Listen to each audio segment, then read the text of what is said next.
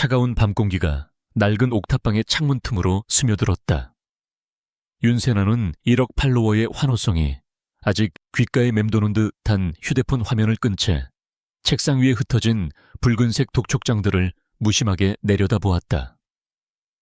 화면 속에서 수백만 명에게 희망과 웃음을 주던 그녀의 모습과 차가운 현실의 무게에 짓눌린 지금의 모습 사이에는 깊고 어두운 심연이 존재했다.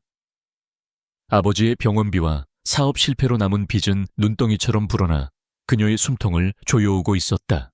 그녀는 대한민국에서 가장 영향력 있는 틱토커 중 한 명이었다. 그녀의 춤과 짧은 영상들은 단순한 유행을 넘어 하나의 문화 현상이 되었다. 하지만 온라인에서의 명성이 현실의 지폐다발로 곧장 이어지는 것은 아니었다. 광고 수익과 협찬은 빚의 이자를 감당하기에도 벅찼고 매일 밤 그녀는 절망의 가장자리에서 아슬아슬한 줄타기를 하고 있었다. 희망이 보이지 않는 캄캄한 터널을 혼자 걷는 기분이었다. 바로 그때 정막을 깨고 낯선 번호로 전화가 걸려왔다. 보통이라면 무시했을 번호였지만 무언가에 이끌린 듯 그녀는 통화 버튼을 눌렀다. 수화기 너머에서는 감정이라곤 전혀 느껴지지 않는 기계처럼 절제된 남자의 목소리가 흘러나왔다. 그는 자신을 은성그룹 회장 비서실의 김민준 실장이라고 소개했다. 은성그룹, 대한민국 경제의 심장이라 불리는 거대한 이름이었다. 김 실장은 용건을 길게 설명하지 않았다. 그저 강지욱 회장께서 윤세나 씨에게 아주 중요한 제안을 하고 싶어 하시며 내일 오후 2시 은성타워 최상층으로 와달라고 통보했다. 세나는 순간 보이스피싱이 아닐까 의심했다. 구름 위의 존재 같은 재벌 총수가 다 쓰러져가는 옥탑방에 사는 자신에게 무슨 볼일이 있단 말인가. 하지만 목소리에서 느껴지는 압도적인 무게감은 장난으로 치부하기에는 너무나도 진중했다. 다음 날 세나는 가장 깨끗하고 단정한 옷을 골라 입고 약속 장소로 향했다. 거대한 유리와 강철로 이루어진 은성타워는 하늘을 찌를 듯이 솟아 있었고 그 위용 앞에 그녀는 한없이 작아지는 것을 느꼈다. 로비에 들어서는 순간부터 모든 것이 그녀가 알던 세상과 달랐다. 공기마저도 부와 권력의 냄새를 풍기는 듯 했다. 그녀의 이름과 약속 시간을 확인한 직원은 정중하지만 서늘한 미소로 그녀를 전용 엘리베이터로 안내했다. 엘리베이터가 소리 없이 상승하는 동안 세나는 마른 침을 삼켰다. 숫자가 높아질수록 심장이 세차게 방망이질 쳤다. 마침내 문이 열리고 그녀는 숨막힐 듯한 공간과 마주했다. 사무실이라기보다는 현대미술관의 전시실 같은 공간이었다. 통유리창 너머로 서울 정형이 파노라마처럼 펼쳐져 있었고 미니멀리즘의 극치를 보여주는 가구들은 각각이 하나의 예술 작품처럼 보였다. 그리고 그 공간의 중심의 모든 것을 지배하는 왕처럼 한 남자가 서 있었다. 그가 바로 강지욱이었다. 재계의 괴물 얼음 심장을 가진 천재 CEO. 언론에서 수없이 보아왔지만 실물은 그 어떤 사진이나 영상보다도 압도적이었다. 완벽하게 재단된 검은색 슈트는 그의 넓은 어깨와 단단한 체구를 고스란히 드러냈고 흐트러짐 없는 머리카락과 날카로운 턱선은 조각상처럼 비현실적이었다. 하지만 그를 가장 비현실적으로 만드는 것은 그의 눈빛이었다. 모든 감정이 거세된 채 오직 차가운 이성과 분석만이 남아있는 듯한 그 눈은 마주보는 것만으로도 영혼을 꿰뚫는 듯했다. 강지욱은 아주 잠시 세나를 머리부터 발끝까지 훑어보았다. 그것은 호기심이나 관심의 시선이 아니었다. 마치 값비싼 물건의 가치를 감정하는 감정사의 눈빛, 혹은 복잡한 기계의 부품을 살펴보는 엔지니어의 눈빛과도 같았다.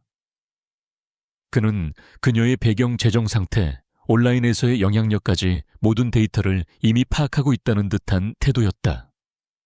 그의 시선 아래 세나는 자신이 발가벗겨진 채 서 있는 듯한 굴욕감을 느꼈다. 그는 테이블로 다가와 그녀의 맞은편 의자를 턱짓으로 가리켰다. 앉으라는 간단한 말 한마디조차 그의 입에서는 명령처럼 들렸다. 세나가 자리에 앉자 어제 통화했던 김 실장이 소리 없이 다가와 두꺼운 서류 봉투를 테이블 위에 올려놓았다. 강지욱은 서류 봉투는 거들떠보지도 않은 채 바로 본론으로 들어갔다.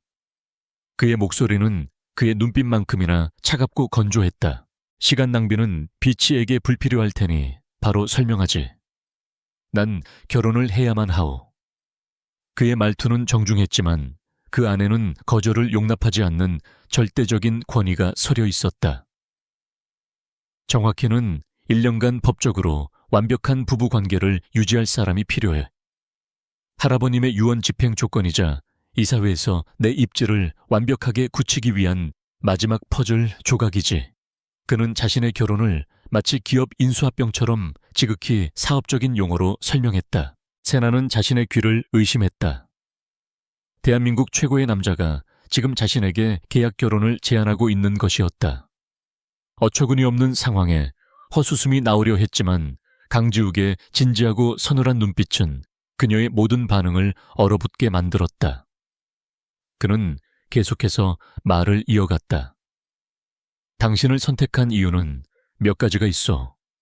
첫째, 당신은 대중에게 잘 알려져 있지만 재벌가와는 아무런 연관이 없지. 깨끗한 배경은 불필요한 소문을 막아줄 거요. 둘째, 당신은 돈이 절실하게 필요해. 당신의 아버님 병원비 그리고 남은 가족들의 생계까지. 내가 그 모든 것을 해결해 줄 수 있어. 그의 말 한마디 한마디는 날카로운 비수가 되어 세나의 자존심을 찔렀다. 그는 그녀의 가장 깊은 약점과 아픔을 아무렇지 않게 들춰내고 있었다. 세나는 주먹을 꽉 쥐었다.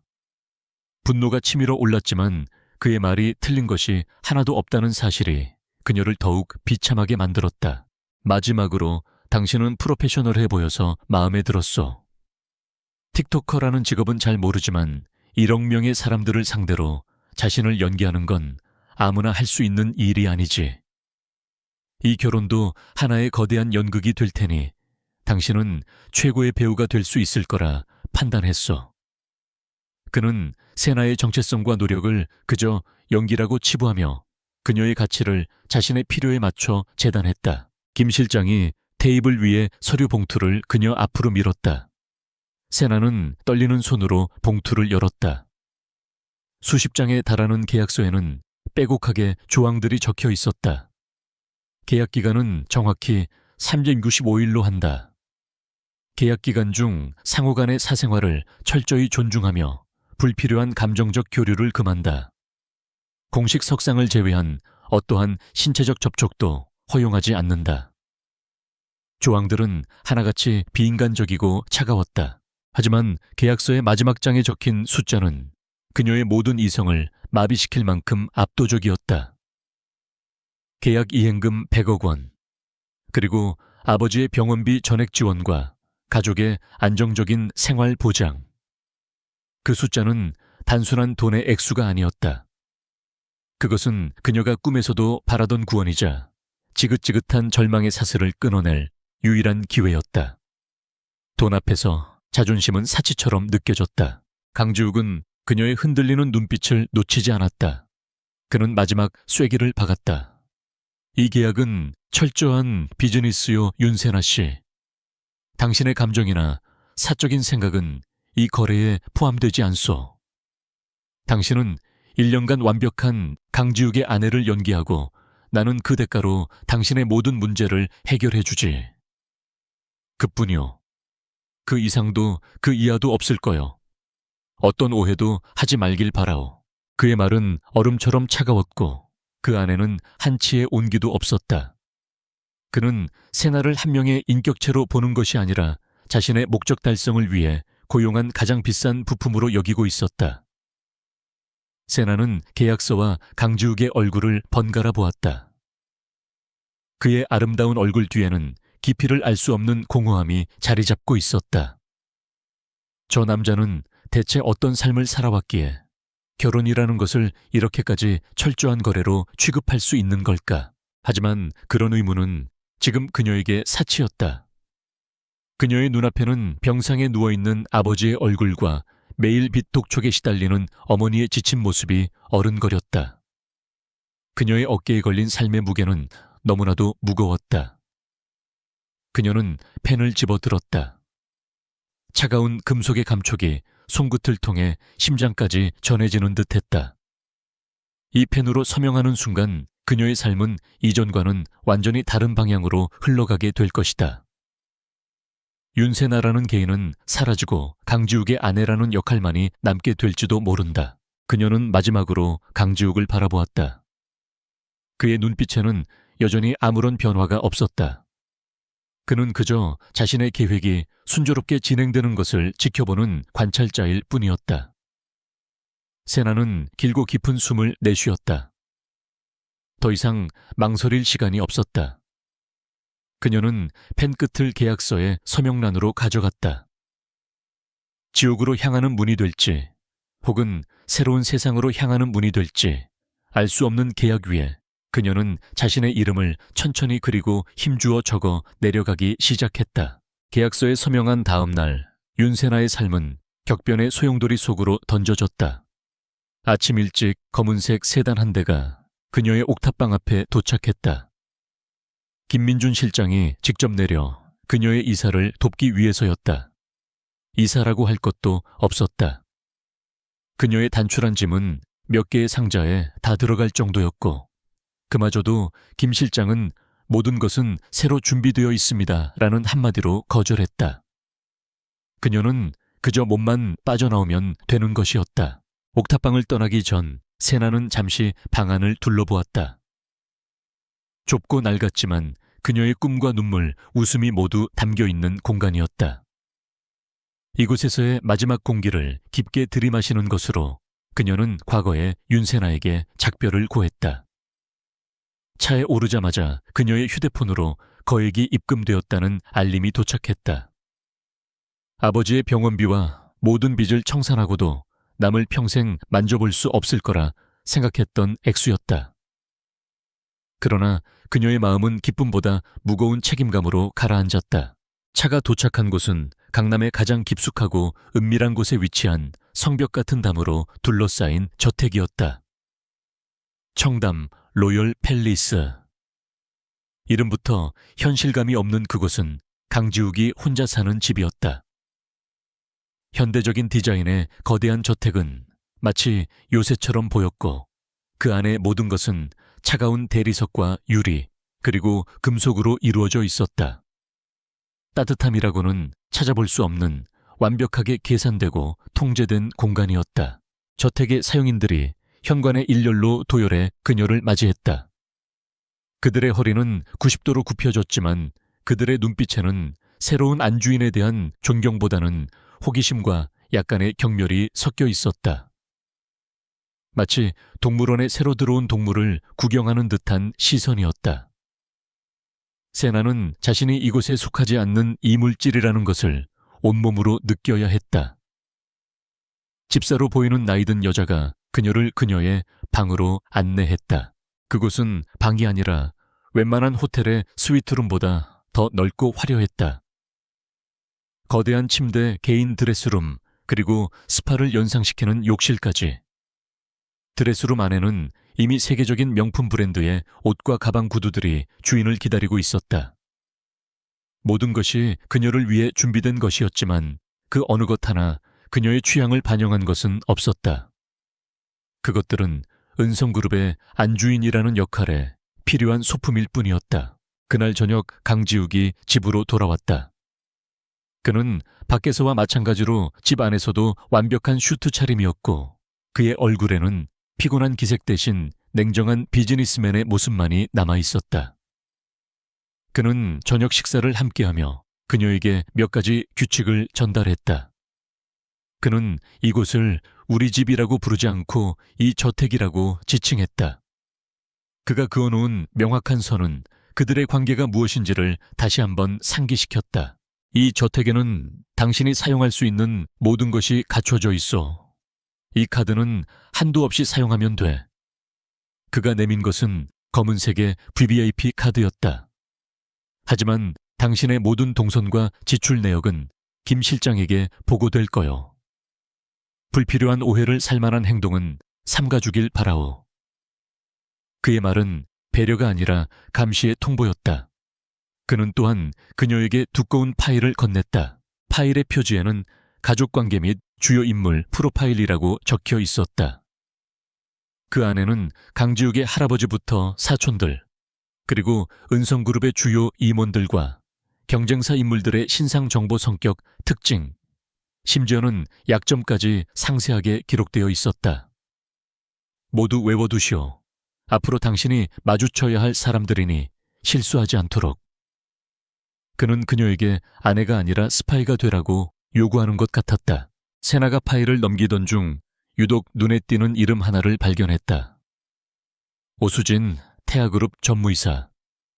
그녀의 프로필 아래에는 다른 사람들과는 달리 붉은색 펜으로 추가된 메모가 있었다. 특히 경계할 것, 혼자 상대하지 말 것. 그것은 분명 강지욱의 필체였다. 기계처럼 냉정하기만 하던 그가 직접 남긴 경고의 메시지. 그 순간 세나는 미묘한 감정에 휩싸였다. 이것은 걱정일까? 아니면 자신의 중요한 자산을 보호하기 위한 예방 조치일까? 그녀의 혼란을 아는지 모르는지 강지욱은 마지막 규칙을 말했다. 우리의 침실은 분리되어 있어. 공식적인 행사를 제외하고는 서로의 사적인 공간을 침범하는 일은 없을 거요. 낮에는 완벽한 부부처럼 보이겠지만 밤에는 완벽한 타인으로 돌아가는 거지. 이 점 명심하시오. 그의 말은 그들의 관계에 마지막 못을 박는 것처럼 들렸다. 세나는 그저 고개를 끄덕일 수밖에 없었다. 한편 태아그룹의 사무실에서는 오수진이 방금 들어온 소식에 분노를 터뜨리고 있었다. 강지욱이 결혼을 해 그것도 어디서 굴러먹던 지도 모를 틱토커 따위랑 그녀의 아름다운 얼굴이 질투와 증오로 일그러졌다. 오수진은 태아그룹 회장의 외동딸로 태어날 때부터 모든 것을 다 가진 여자였다. 그녀는 오랫동안 강지욱을 자신의 남자라고 생각해왔다. 은성그룹과 태아그룹의 결합은 모두가 인정하는 완벽한 그림이었다. 그런데 강지욱이 감히 자신을 모욕하고 정체불명의 여자와 결혼을 발표한 것이었다. 그녀는 즉시 비서를 시켜 윤세나라는 여자의 모든 것을 조사하게 했다. 몇 시간 뒤 비서가 가져온 보고서는 그녀의 분노에 기름을 부었다. 가난한 집안, 아버지의 빚, 그리고 틱톡이라는 가벼운 플랫폼에서 춤이나 추며 인기를 얻은 여자. 오수진의 눈에 윤세나는 그저 돈에 눈이 멀어 재벌에게 빌붙은 천박한 기생충에 불과했다. 이런 여자가 감히 내 자리를 넘봐 오수진은 주먹을 불끈 쥐었다. 그녀의 자존심이 용납할 수 없는 일이었다. 그녀는 강지욱이 어떤 이유로 이런 어리석은 선택을 했는지 알 수 없었지만 한 가지는 확실했다. 윤세나라는 여자를 그 자리에서 끌어내려야 한다는 것. 그녀는 수화기를 들어 누군가에게 전화를 걸었다. 윤세나라는 애 과거 좀 샅샅이 뒤져봐. 사소한 흠집이라도 좋으니 뭐든 찾아내. 그 애를 사회에서 매장시킬 수 있을 만한 걸로. 그녀의 목소리는 뱀처럼 차갑고 사악했다. 며칠 후 세나는 첫 번째 공식 시험대에 오르게 되었다. 강지욱의 할아버지인 강건호 명예회장과의 저녁 식사 자리였다. 강 회장은 은성그룹을 반석 위에 올려놓은 입지전적인 인물로 그의 말 한마디는 여전히 그룹 전체에 막강한 영향력을 행사했다. 그와의 식사는 단순한 가족 모임이 아니라 세나가 은성그룹의 며느리로서 자격이 있는지를 평가받는 자리였다. 식사 장소는 강 회장이 거주하는 한옥 저택이었다. 고즈넉한 분위기와는 달리 식사 자리의 공기는 얼음장처럼 차가웠다. 강 회장은 물론 자리에 함께한 강지욱의 고모와 사촌들 모두가 노골적으로 세나를 위아래로 훑어보았다. 그들의 눈빛은 마치 시장에서 물건을 고르는 듯한 무례하고 평가적인 시선이었다. 그들은 세나의 배경에 대해 비꼬는 듯한 질문들을 던지기 시작했다. 춤추는 걸로 돈을 번다고 했던가. 참 세상 좋아졌어. 그런 것도 직업이 되는 세상이니. 강지욱의 고모가 비웃음 섞인 목소리로 말했다. 세나는 얼굴이 화끈거리는 것을 느꼈지만 감정을 드러낼 수는 없었다. 그녀는 강지욱이 건넨 파일에서 읽었던 대로 최대한 정중하고 침착하게 대답했다. 단순한 춤이 아니라 대중과 소통하는 콘텐츠 크리에이팅입니다, 고모님. 시대의 흐름에 맞는 새로운 산업 분야라고 생각합니다. 하지만 그들은 세나의 대답을 들을 생각이 없었다. 그저 그녀를 깎아내리고 망신을 주는 것이 목적인 듯 했다. 그래도 근본은 어쩔 수 없는 법이지. 우리 집안은 그런 경박한 것과는 어울리지 않는데 말이야. 지우기가 왜 이런 선택을 했는지 도무지 이해가 안 되는군. 사촌 중 한 명이 대놓고 면박을 주었다. 세나는 입술을 깨물었다. 예상했던 일이었지만 직접 겪으니 비참함과 분노가 치밀어 올랐다. 바로 그때였다. 내내 침묵을 지키고 있던 강지욱이 입을 열었다. 그의 목소리는 나지막했지만 그 안에 담긴 냉기는 식사 자리에 모든 사람들을 얼어붙게 만들기에 충분했다. 고모님, 세나 씨의 직업이 창출하는 긍정적 사회 가치는 고모님께서 1년 내내 다니시는 자선 파티보다 훨씬 더 클 겁니다. 그리고 제 선택을 이해하고 말고는 고모님의 역할이 아닙니다. 순간 식탁에는 정적이 흘렀다. 아무도 감히 강지욱의 말에 토를 달지 못했다. 그는 자신의 가족에게조차 한치의 자비도 없는 사람이었다. 그는 세나를 쳐다보지도 않았고 그저 자신의 앞에 놓인 스테이크를 썰 뿐이었다. 그의 행동은 세나를 위한 변호라기보다는 자신의 결정에 대한 도전을 용납하지 않겠다는 선전포고에 가까웠다. 하지만 결과적으로 그는 그녀를 보호해 주었다. 세나는 혼란스러운 눈으로 그의 옆모습을 바라보았다.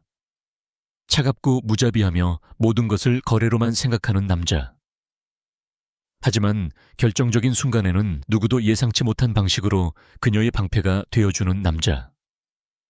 그녀는 강지욱이라는 사람을 조금도 알 수 없었다.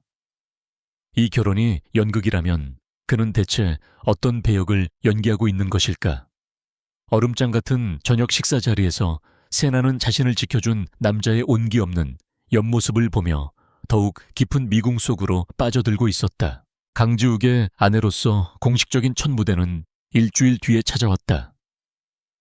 매년 정제계의 모든 거물들이 모이는 은성재단 자선 갈라. 그곳은 단순한 자선 행사가 아니었다. 보이지 않는 권력과 탐욕이 충돌하고 기업들의 위상과 영향력이 평가받는 치열한 전쟁터였다. 윤세나의 데뷔전이자 강지욱과 그녀의 완벽한 결혼을 대중에게 각인시켜야 하는 가장 중요한 시험대였다. 갈라를 며칠 앞두고 저택은 분주하게 돌아갔다. 대한민국 최고의 스타일리스트, 메이크업 아티스트, 그리고 에티켓 코치까지 동원되었다. 그들은 세나를 머리부터 발끝까지 분석하고 그녀를 은성그룹의 안주인이라는 역할에 맞는 완벽한 작품으로 빚어내기 시작했다. 세나는 마치 마네킹처럼 그들의 손길에 자신을 맡겼지만 머릿속으로는 강지욱이 건넨 프로파일을 끊임없이 복귀하며 자신만의 전략을 짜고 있었다. 강지욱은 이 모든 과정을 지휘하는 총사령관 같았다. 그는 매일 밤 세나와 함께 갈라의 시뮬레이션을 진행했다. 예상 질문과 모범 답안 만나야 할 주요 인물들의 동선, 심지어는 미소를 짓는 각도와 박수를 치는 타이밍까지. 그의 준비는 편집증에 가까울 정도로 철저했다. 그는 그녀에게 말했다. 이곳에서 당신은 윤세나가 아니오. 당신은 내 아내이자 은성그룹의 얼굴이지. 단 하나의 실수도 용납되지 않소. 갈라 당일 저녁 모든 준비를 마친 세나가 2층의 나선형 계단에서 내려왔다. 짙은 남색의 실크 드레스는 그녀의 하얀 피부와 가녀린 어깨선을 더욱 돋보이게 했고 목에는 수십억을 호가하는 다이아몬드 목걸이가 별처럼 빛나고 있었다. 평소의 발랄한 모습은 온데간데 없고 우아하고 기품 있는 여인의 모습만이 남아있었다. 아래층에서 그녀를 기다리던 강지욱은 순간 숨을 멈췄다. 그의 눈동자에 아주 잠깐 냉정한 계산이 아닌 순수한 감탄의 빛이 스쳐 지나갔다. 그는 자신이 고용한 배우가 이토록 눈부신 존재가 될 수 있다는 사실에 놀란 듯 했다. 하지만 그 감정은 순식간에 사라졌고 그는 다시 얼음 같은 표정으로 돌아와 그녀에게 팔을 내밀었다. 준비됐어. 그의 목소리는 여전히 차가웠지만 그녀의 손을 감싸쥔 그의 손은 이상하리만치 단단하고 따뜻했다. 행사장에 도착하자 수백 개의 카메라 플래시가 폭죽처럼 터져 나왔다. 기자들은 벌떼처럼 몰려들어 질문을 쏟아냈다. 회장님, 갑작스러운 결혼에 대해 한 말씀 부탁드립니다. 사모님, 재벌가 생활은 어떠신가요? 강지욱은 능숙하게 인파를 헤쳐나갔다. 그의 한 손은 세나의 허리를 단단히 감싸고 있었는데 그 제스처는 대외적으로는 로맨틱한 남편의 모습이었지만 세나에게는 내 지시에 따르시오 라는 무언의 명령처럼 느껴졌다. 갈라 내부는 화려함의 극치였다. 대한민국의 모든 부와 권력이 그곳에 응축되어 있는 듯 했다. 사람들은 우아한 미소를 짓고 있었지만 그들의 눈은 상대를 탐색하고 평가하느라 날카롭게 빛나고 있었다. 세나를 향한 수근거림이 곳곳에서 들려왔다. 저 여자가 그 틱토커래. 사진보다 실물이 낫긴 한데 그래도 격이 떨어지네. 세나는 애써 그 소리들을 무시하며 강지욱의 옆을 지켰다. 그들은 몇몇 주요 인사들과 인사를 나누었다. 세나는 강지욱이 알려준 대로 그리고 자신이 분석한 대로 상대방의 관심사를 정확히 짚어내는 대화를 이끌어냈다. 한 늙은 정치인에게는 그의 손녀가 자신의 틱톡 채널에 열렬한 팬이라는 사실을 언급하며 분위기를 부드럽게 만들었고 까다로운 금융계의 거물에게는 그의 숨겨진 취미인 고미술품 수집에 대한 해박한 지식을 뽐내며 그를 놀라게 했다. 강지욱은 그녀의 활약을 말없이 지켜보았다. 그의 표정에는 변화가 없었지만 세나는 그의 눈빛이 조금씩 달라지고 있음을 느낄 수 있었다. 단순한 연기자를 넘어 쓸모있는 파트너로서 자신을 인식하기 시작했다는 희미한 신호였다. 세나는 조금씩 자신감을 얻기 시작했다. 어쩌면 이 전쟁터에서 살아남을 수 있을지도 모른다는 작은 희망이 싹텄다. 하지만 진짜 적은 아직 모습을 드러내지 않고 있었다. 바로 그때 모든 사람들의 시선을 받으며 한 여자가 등장했다. 순백의 드레스를 입은 오수진이었다. 그녀는 마치 세상의 모든 빛을 독차지한 여왕처럼 당당했고 그녀의 얼굴에는 독처럼 달콤한 미소가 걸려 있었다. 그녀는 곧장 강지욱과 세나에게 다가왔다. 지욱 씨 결혼 축하해요. 이렇게 갑자기 할 줄은 몰랐네. 그리고 이쪽이 새 신부. 그녀의 목소리는 상냥했지만 세나를 바라보는 눈빛에는 날카로운 경멸이 담겨 있었다. 만나서 반가워요, 세나 씨. 이야기는 많이 들었어요. 오수진은 세나에게 악수를 청하는 척하며 그녀의 손을 아주 살짝 무시하듯 스치고 지나갔다. 그리고는 마치 준비라도 한 듯 주변의 기자들과 사람들이 모여드는 것을 확인하고는 큰 소리로 말했다. 그런데 세나 씨는 은성재단에 어떤 기여를 할 수 있을지 정말 궁금하네요. 세나 씨의 분야는 저희 같은 사람들과는 많이 다르잖아요. 그것은 함정이었다. 모두가 들을 수 있도록 던져진 무례하고도 교묘한 질문. 오수진과 미리 짜고 친 듯한 한 기자가 그 말을 놓치지 않고 마이크를 들이밀었다. 윤세나 씨, 많은 사람들이 이번 결혼을 단순한 쇼라고 비난하고 있습니다. 15초짜리 영상으로 인기를 얻은 분이 수조 원 규모의 재단을 운영하는 사회적 책임에 대해 무엇을 안다고 생각하십니까? 은성재단의 3대 핵심 사업이 무엇인지 아시기는 합니까? 순간 장내의 모든 소음이 멎었다. 모든 시선이 세나에게로 쏠렸다. 완벽하게 계획된 공격이었다. 대답하지 못하면 무식하고 준비되지 않은 여자로 낙인 찍힐 것이고 어설프게 대답하면 더 큰 비웃음을 살 것이었다. 강지욱의 얼굴이 차갑게 굳어졌다. 그의 눈빛이 기자와 오수진을 향해 살기등등하게 번뜩였다. 그가 나서서 상황을 정리하려는 순간 세나가 그의 팔을 살짝 잡으며 그를 제지했다. 세나는 자신을 향해 있는 마이크를 부드럽게 넘겨받았다. 그녀는 조금도 당황한 기색 없이 오히려 여유로운 미소를 짓고 있었다. 이것은 그녀에게 익숙한 무대였다. 수백만 명의 악플러들과 싸워온 그녀에게 이 정도의 공격은 오히려 기회였다. 아주 좋은 질문이시네요. 기자님의 질문은 아마 많은 분들이 가지고 계실 편견을 대변하는 것 같습니다. 그녀는 침착한 목소리로 말문을 열었다. 그녀는 기자를 똑바로 바라보며 말을 이어갔다. 물론 알고 있습니다. 은성재단의 3대 핵심 사업은 저소득층 아동교육 지원, 희귀병 환자, 의료비 지원, 그리고 신진 예술가 후원 사업입니다. 그녀의 정확한 대답에 장내가 술렁였다. 오수진의 미간이 미세하게 찌푸려졌다. 이 사업들은 모두 훌륭하고 숭고한 가치를 지니고 있죠. 하지만 저는 감히 이렇게 묻고 싶습니다. 이 자리에 계신 분들 외에 대한민국의 10대, 20대 중 몇 %나 이 사실을 알고 있을까요? 세나는 이제 장내의 모든 사람들을 향해 연설하고 있었다. 재단의 진정한 가치는 단순히 돈을 쓰는 것에 있지 않습니다. 다음 세대의 참여와 공감을 이끌어내는 것에 있습니다. 제가 만드는 15초짜리 영상은 누군가에게는 가벼워 보일지 몰라도 미래의 후원자이자 자원봉사자가 될 수백만 젊은이들의 마음에 닿는 가장 강력한 수단입니다. 저는 그들과 소통하는 방법을 압니다. 마지막으로 그녀는 환한 미소와 함께 오수진을 바라보았다. 그래서 수진 씨의 질문에 답을 드리자면 저는 은성재단의 돈으로는 절대 살 수 없는 가치, 바로 젊은 세대와의 진정한 연결고리를 기여할 수 있다고 생각합니다.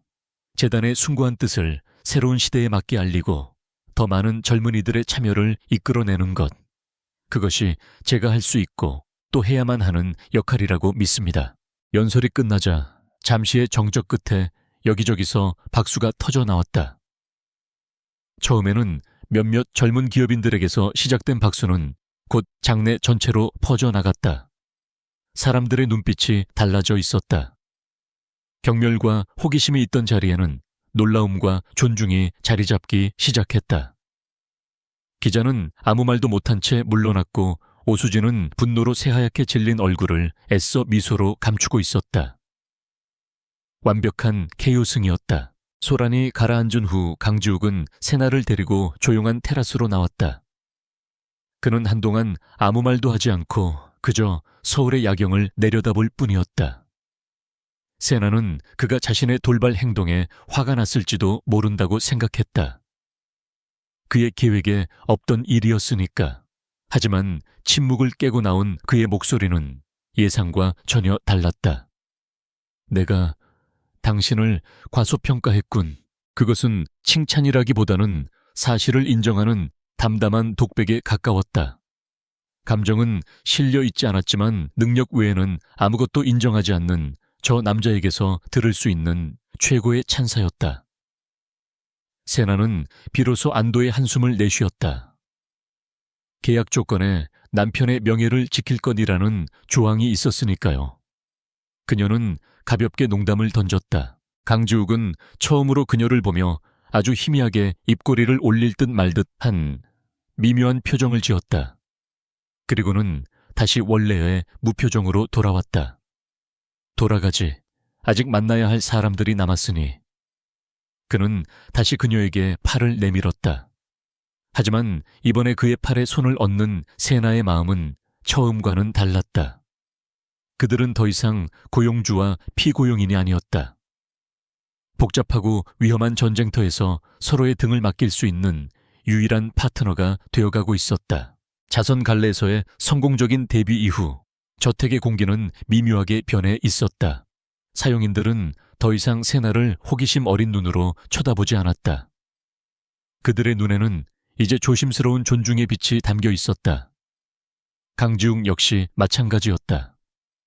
그는 여전히 차갑고 과묵했지만 가끔씩 중요한 사안에 대해 그녀의 의견을 묻기 시작했다. 특히 대중을 상대로 하는 홍보나 마케팅 전략에 있어서는 그녀의 감각을 인정하는 듯한 태도를 보였다. 그들 사이에는 계약서의 조항만으로는 설명할 수 없는 위태로운 파트너십이 형성되고 있었다. 세나는 여전히 밤마다 그의 서재에서 새어나오는 희미한 불빛을 보며 그가 어떤 사람인지 궁금해했지만 감히 그 선을 넘지는 못했다. 그렇게 아슬아슬한 평화가 이어지던 어느 날 오후 한 통의 전화가 모든 것을 뒤흔들었다. 울음 섞인 어머니의 목소리가 수화기를 타고 흘러나왔다. 아버지가 위독하시다는 소식이었다. 병원에서는 갑작스러운 심장 발작으로 손을 쓸 수 없는 상태라고 했다. 세나의 머릿속이 하얗게 비어버렸다.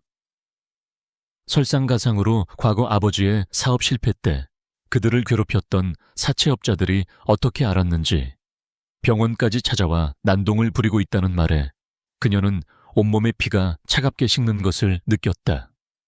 어머니는 두려움에 떨며 그녀의 이름만 부르고 있었다. 세나는 당장 가겠다고 소리치며 전화를 끊었다. 그녀는 이성을 잃고 뛰쳐나가려 했다.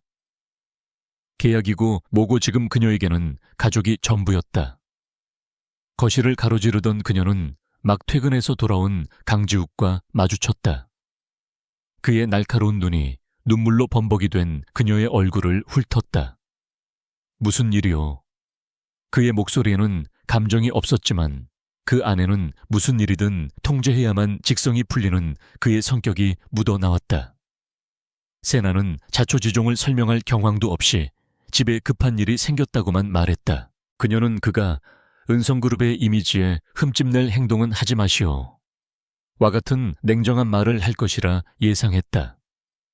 계약에 따르면 그녀 가족의 문제는 온전히 그녀의 몫이었으니까. 하지만 그는 아무 말 없이 그녀의 휴대폰을 가져가 어머니와 짧게 통화를 했다. 상황을 파악한 그의 얼굴은 더욱 차갑게 굳어졌다. 그는 세나에게 기다리라는 말 한마디만 남기고는 서재로 들어가 2통의 전화를 걸었다. 그의 목소리는 낮았지만 그 안에 담긴 명령의 무게는 청은망은처럼 느껴졌다. 첫 번째 통화는 대한민국 최고의 대학 병원장에게, 두 번째 통화는 김민준 실장에게 연결되었다. 그는 감정을 철저히 배제한 채 필요한 지시, 사항만을 기계처럼 정확하게 전달했다. 통화를 마친 그는 서재에서 나와 여전히 불안에 떨고 있는 세나에게 말했다. 모든 건 해결될 거요. 그러니 소란 피우지 말고 얌전히 기다리시오.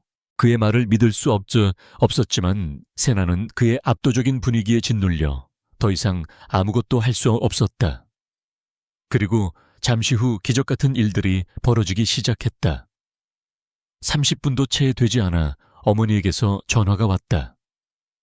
국내 최고의 심장 전문의가 직접 집도하는 VIP 병실로 아버지를 옮겼다는 믿을 수 없는 소식이었다. 또한 병원에서 난동을 부리던 사채업자들은 검은 양복을 입은 남자들이 나타나자마자 쥐 죽은 듯이 사라져버렸다고 했다. 세나는 멍하니 서 있었다. 돈만으로는 이렇게 신속하게 해결될 수 없는 문제들이었다.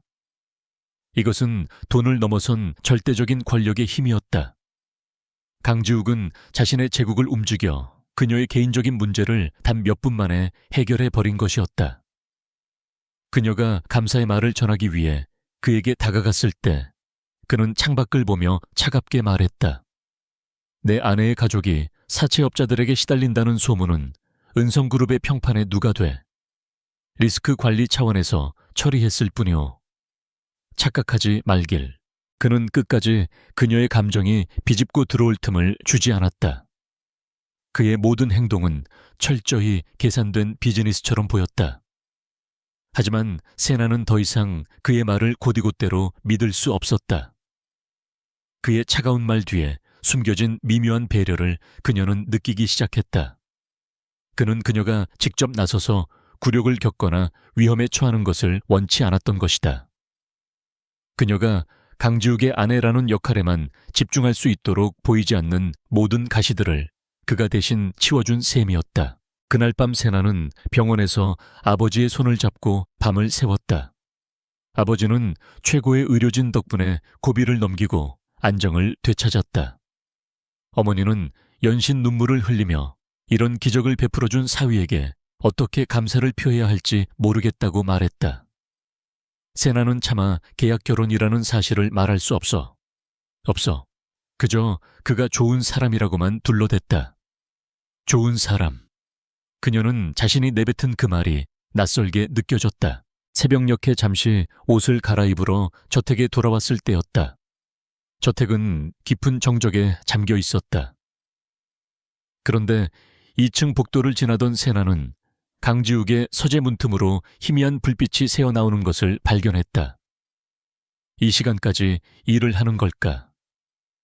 그녀는 조심스럽게 문으로 다가갔다. 그리고 문틈으로 서재 안을 들여다본 순간 그녀는 숨을 멈췄다. 강지욱은 일을 하고 있지 않았다. 그는 거대한 책상에 앉아 손에 든 작은 액자를 내려다보고 있었다. 그의 옆모습은 그녀가 지금까지 단 한 번도 본 적 없는 모습이었다. 세상 모든 것을 발아래둔 지배자의 모습이 아니었다. 깊은 상실감과 지독한 고통에 휩싸인 상처 입은 한 남자의 모습이었다. 그의 눈빛은 텅 비어 있었고 그 공허함 속에는 금방이라도 눈물이 떨어질 듯한 슬픔이 가득했다. 그가 무엇을 보고 있는지 궁금했지만 그의 슬픔이 만들어내는 아우라에 압도되어 감히 더 다가갈 수 없었다.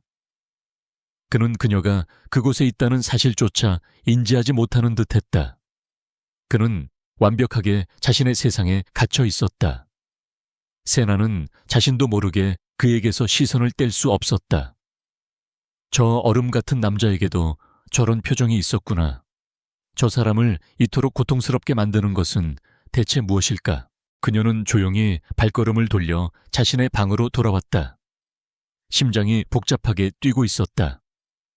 조금 전 서재에서 본 그의 모습이 뇌리에서 떠나지 않았다.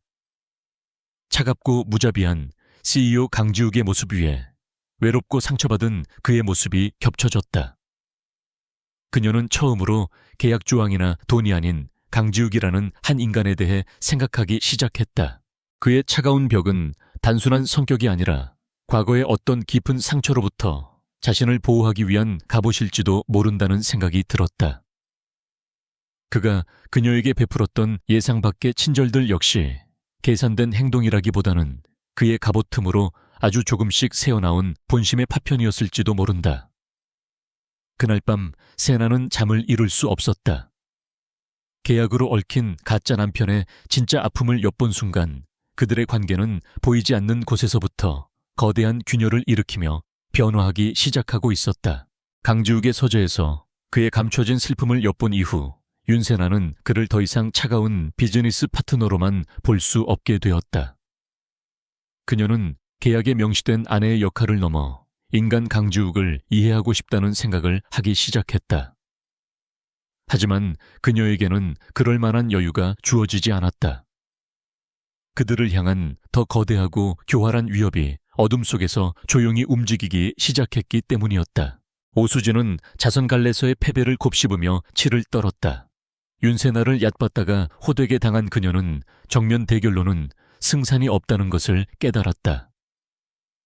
그래서 그녀는 더 음험하고 파괴적인 방법을 선택했다. 그녀는 거액을 들여 업계에서 가장 악명 높은 사이버 레카와 온라인 여론조작 전문 업체를 고용했다. 그녀의 목표는 윤세나가 아니라 은성그룹 그 자체를 무너뜨리는 것이었다. 며칠 뒤 인터넷 커뮤니티와 SNS를 중심으로 정체불명의 소문이 퍼지기 시작했다. 은성그룹이 오랜 기간 거래해온 중소협력업체를 무자비하게 짓밟고 기술을 탈취했다는 내용이었다. 이야기는 매우 구체적이었고 가짜 내부 고발자의 인터뷰 영상과 조작된 증거 자료까지 첨부되어 있었다. 특히 젊은 세대가 분노할 만한 갑질 프레임을 교묘하게 사용하여 사람들의 감정을 자극했다. 보이콧 은성이라는 해시태그가 순식간에 실시간 트렌드 1위를 차지했다. 은성그룹의 제품. 불매 운동이 들불처럼 번져나갔고 회사의 주가는 곤두박질치기 시작했다. 상황의 심각성을 깨달은 강지욱은 즉시 긴급 임원회의를 소집했다. 회의실의 공기는 살얼음판처럼 차가웠다. 수십 명의 임원들이 모였지만 누구 하나 뾰족한 해결책을 내놓지 못하고 있었다. 지금 당장 법무팀을 동원해서 허위 사실 유포자를 색출하고 주요 언론사에 정정 보도 자료를 배포해야 합니다. 홍보팀을 총괄하는 최 이사는 전형적인 구시대적 해법을 제시했다. 그는 신문과 방송만 통제하면 여론을 잠재울 수 있다고 믿는 사람이었다. 그의 말에 몇몇 나이든 임원들이 고개를 끄덕였지만 강지욱의 표정은 싸늘하게 굳어 있었다. 강지욱은 이 위기가 단순한 루머가 아니라는 것을 직감하고 있었다. 이것은 보이지 않는 적이 시각해다 치밀한 디지털 전쟁이었다. 최 이사, 지금 우리 주가를 떨어뜨리고 있는 게 신문 기사가 쏘 사람들이 길거리에서 불매 운동을 벌이는 게 방송 뉴스 때문인 것 같냐는 말이오. 그의 분노 섞인 질책에 회의실은 순식간에 조용해졌다. 임원들은 서로 눈치만 볼 뿐 누구도 감히 입을 열지 못했다. 그때였다. 회의 내내 말없이 태블릿 PC만 들여다보고 있던 윤세나가 조용히 손을 들었다.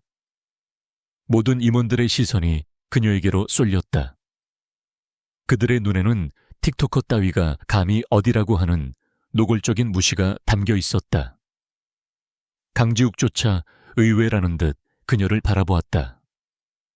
할 말 있어 그의 허락이 떨어지자 세나는 자리에서 일어나 회의실 중앙 스크린에 자신의 태블릿 화면을 연결했다.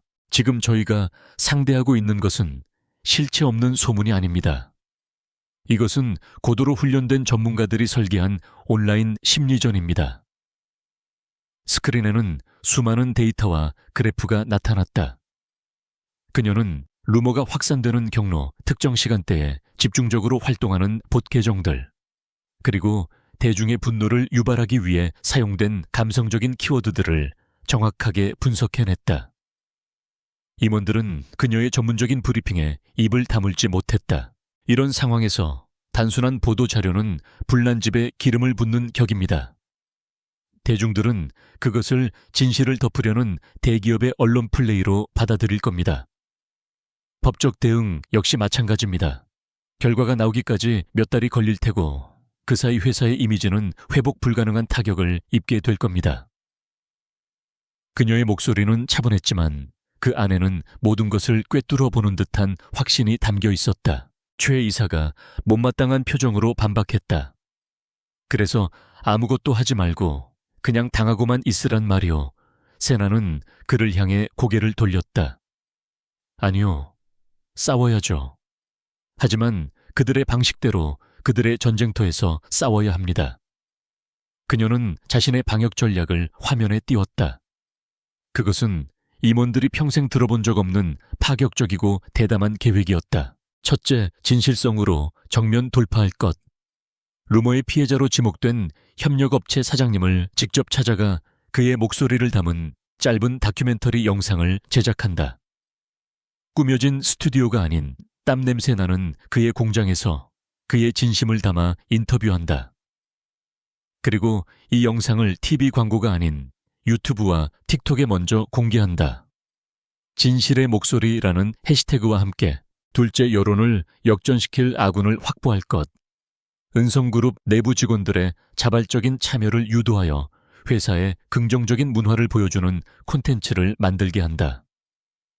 또한 평소 기업의 사회적 책임을 중요하게 다루는 신뢰도 높은 인플루언서들과 협력하여 이번 사건의 진실을 알리는 캠페인을 동시에 진행한다. 부정적인 여론을 긍정적인 여론으로 덮어버리는 전략이었다. 마지막으로 공격의 배후를 대중에게 폭로할 것. 세나는 자신이 이번 루머의 최초 유포 경로를 역추적한 결과를 화면에 보여주었다. 모든 증거는 오수진이 소유한 유령 회사를 가리키고 있었다. 이 사실을 우리가 직접 발표하면 또다시 진흙탕 싸움이 될 겁니다. 대신 가장 신뢰도 높은 탐사 보도 유튜버에게 이 모든 자료를 익명으로 제보하는 겁니다. 대중이 스스로 진실을 파헤치고 배후를 심판하게 만드는 거죠. 세나의 브리핑이 끝나자 회의실에는 충격적인 정적이 흘렀다. 그녀의 계획은 기존의 홍보 전략과는 차원이 다른 것이었다.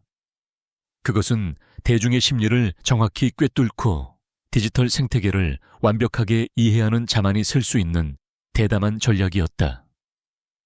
임원들은 여전히 반신반의했지만 강지욱의 눈은 그 어느 때보다도 강렬하게 빛나고 있었다. 그는 세나에게서 가능성을 보았다. 이 있는 사람 있소. 강지욱이 회의실을 둘러보며 물었다. 아무도 대답하지 못했다. 좋소. 지금부터 이번 위기 대응의 모든 권한을 윤세나 실장에게 위임한다. 홍보팀을 포함한 모든 부서는 윤 실장의 지시에 절대적으로 따르도록. 그의 선언에 임원들의 얼굴이 하얗게 질렸다.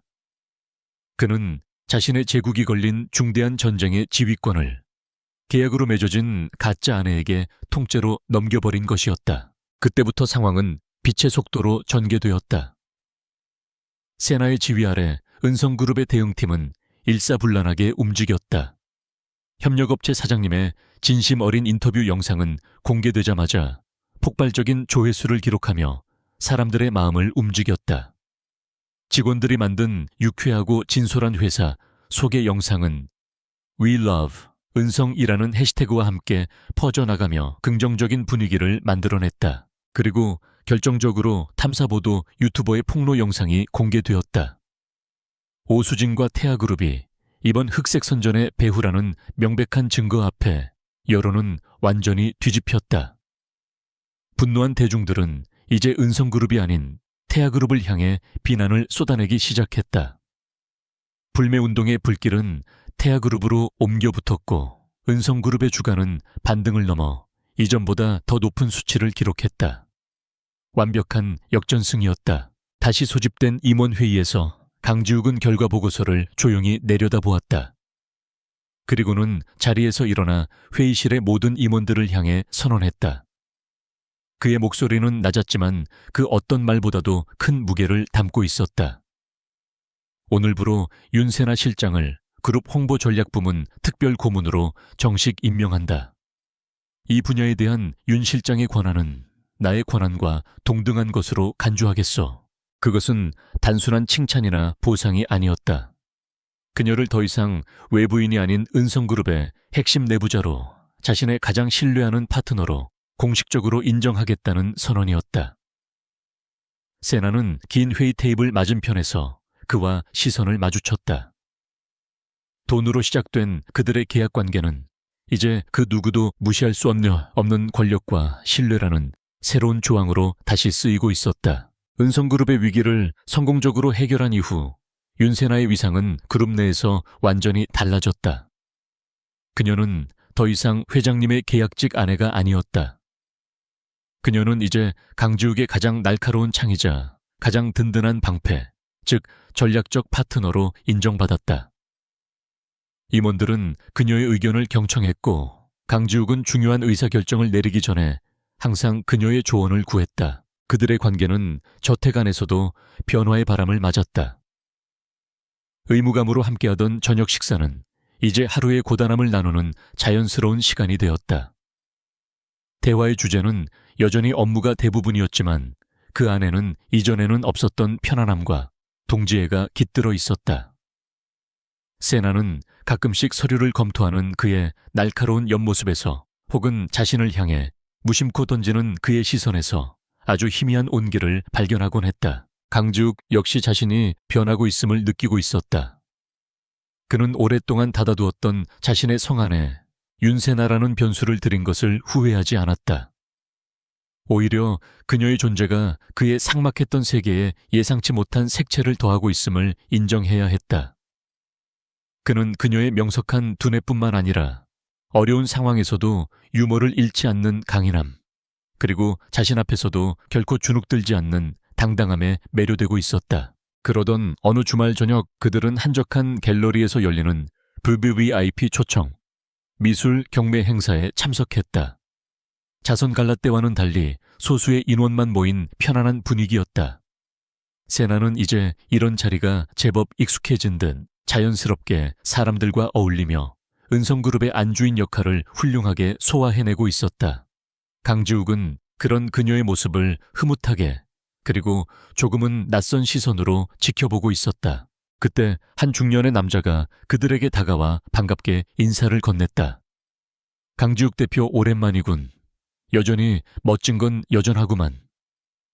그는 강지욱의 대학 선배이자 다른 그룹의 임원이었다. 그런데 자네 정말 많이 변했어. 예전에는 박민준이랑 같이 온갖 파티를 휩쓸고 다니던 최고의 파티 애니멀이었는데 말이야. 그 친구는 요즘 어떻게 지내나?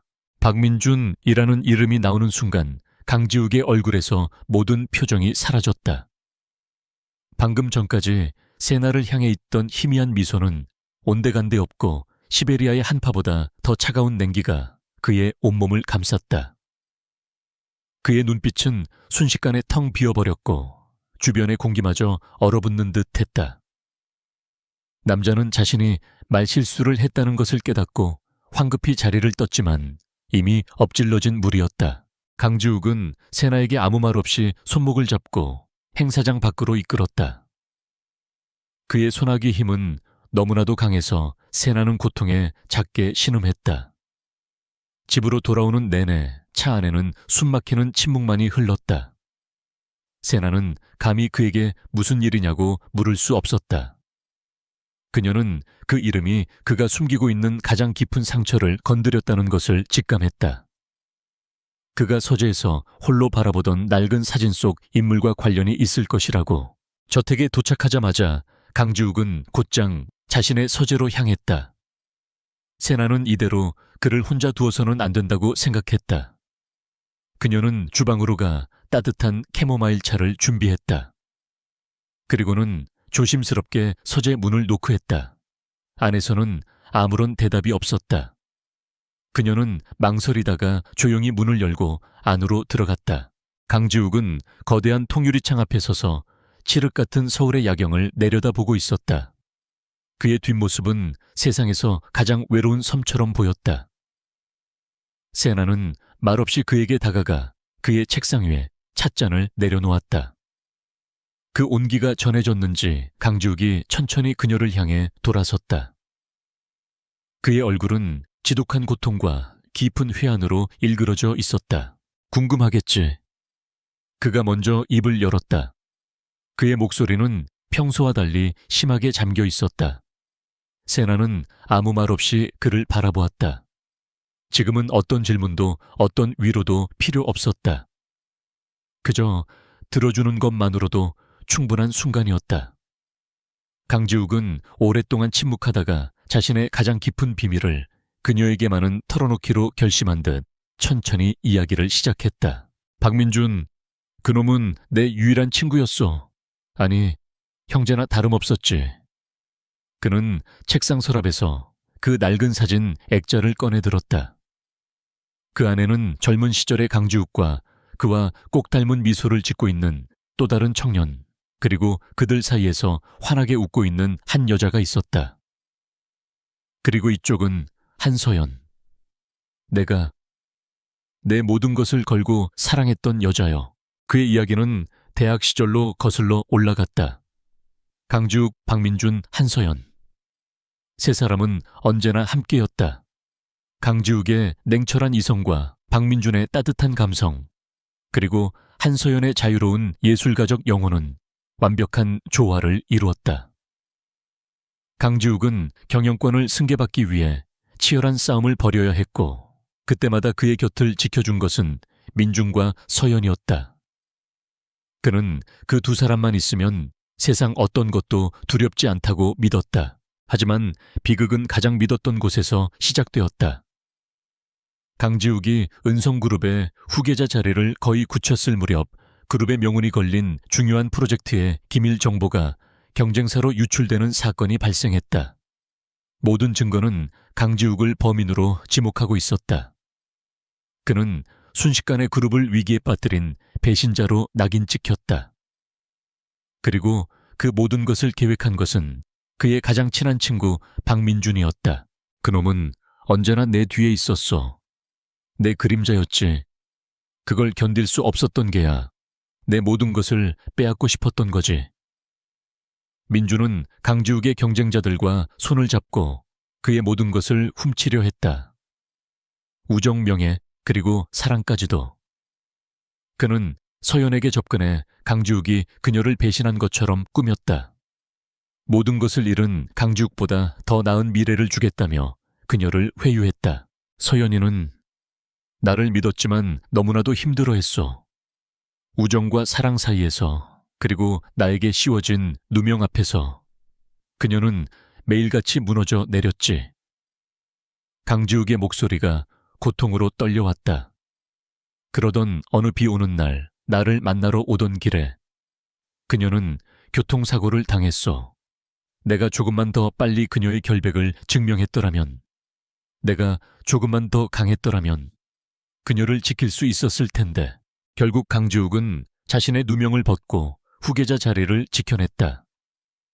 박민준은 모든 것을 잃고 해외로 도망쳤다. 하지만 강지욱에게 남은 것은 아무것도 없었다. 가장 친한 친구에게 배신당했고 목숨보다 사랑했던 여인을 잃었다. 그날 이후 그는 자신의 마음을 얼어붙은 성벽 안에 가두어 버렸다.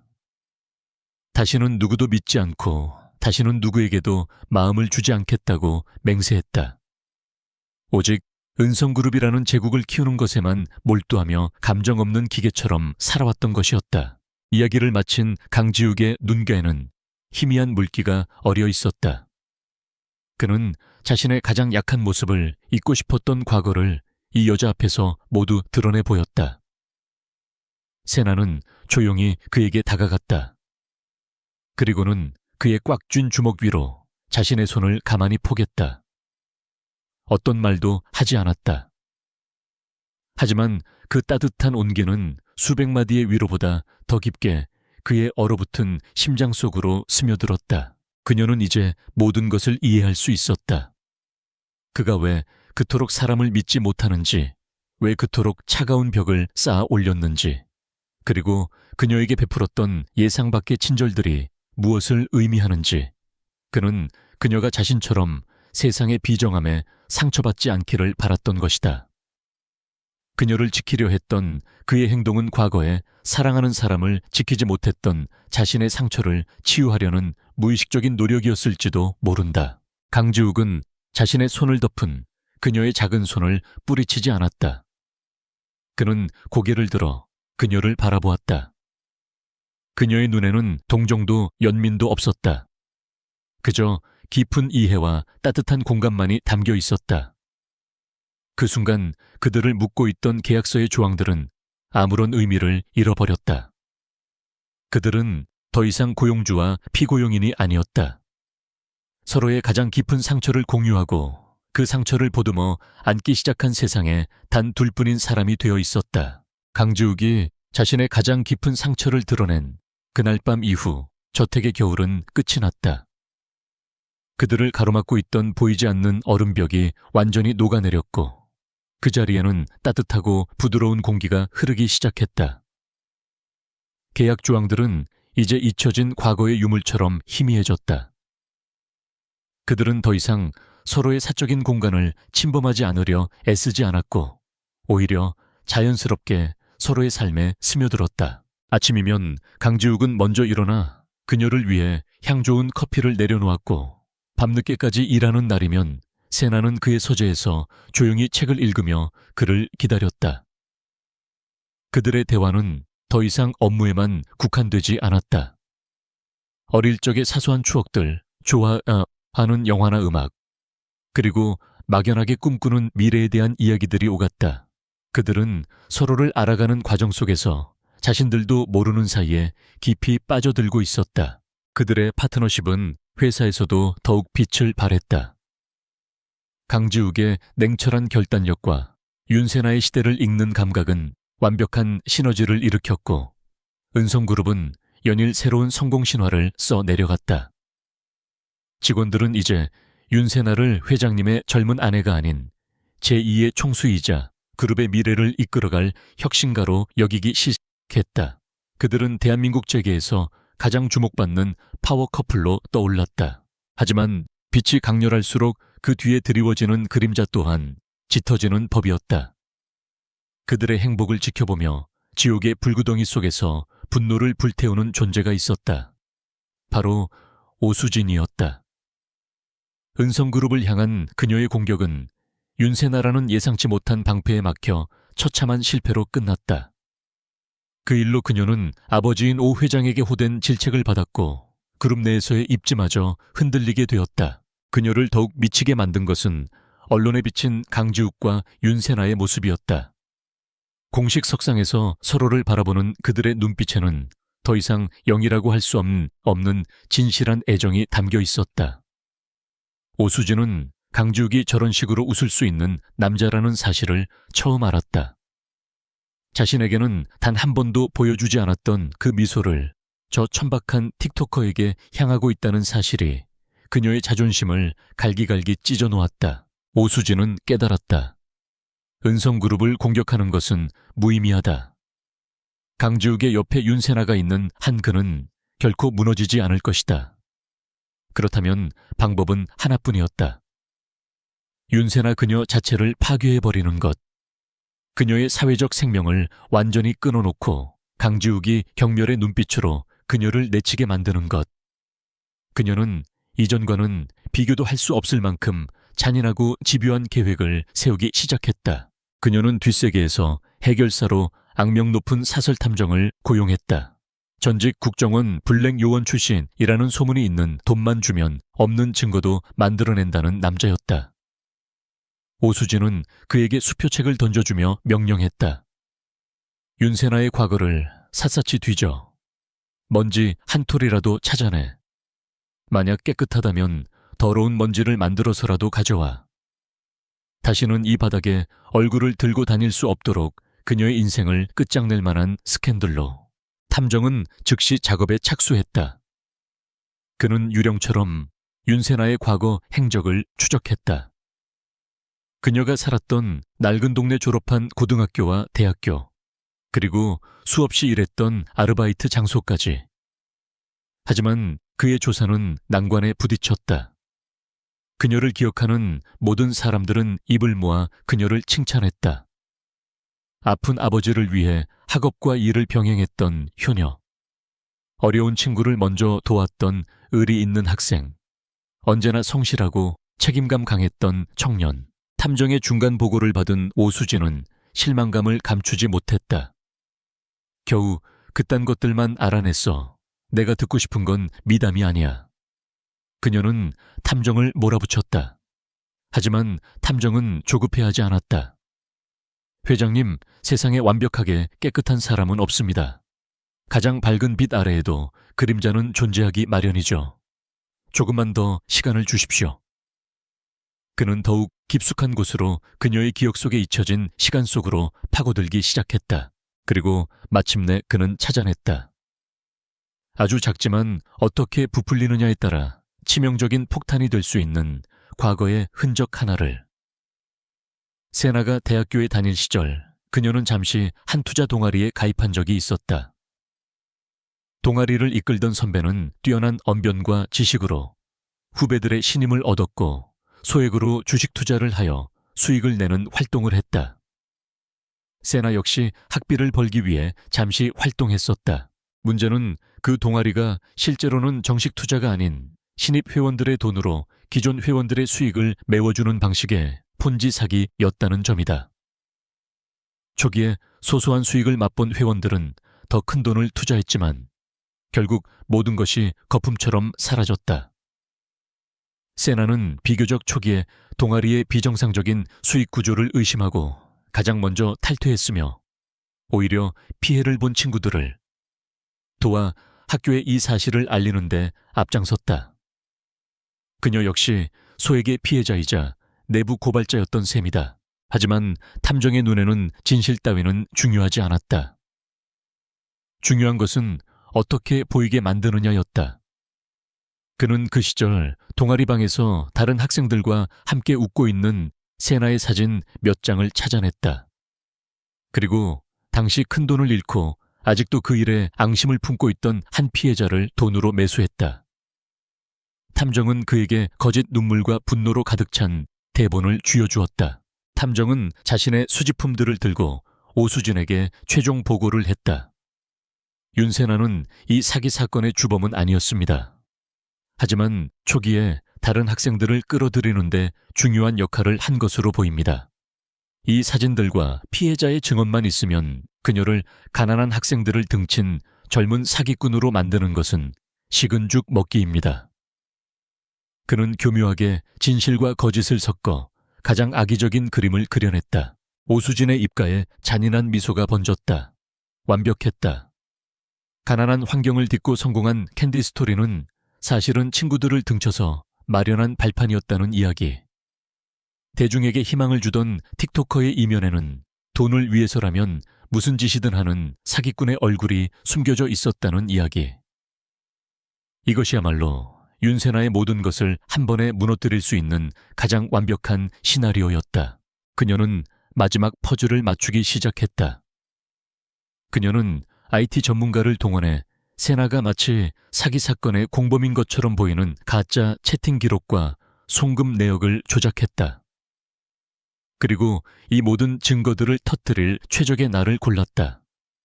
바로 은성그룹의 연례 주주총회가 열리는 날이었다.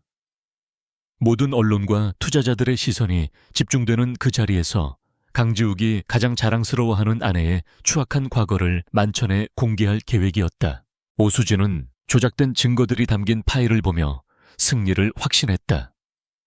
그녀의 눈에는 이미 절망에 빠져 무너져 내리는 윤세나의 모습과 경멸과 배신감으로 얼룩진 강지욱의 얼굴이 선명하게 그려지고 있었다.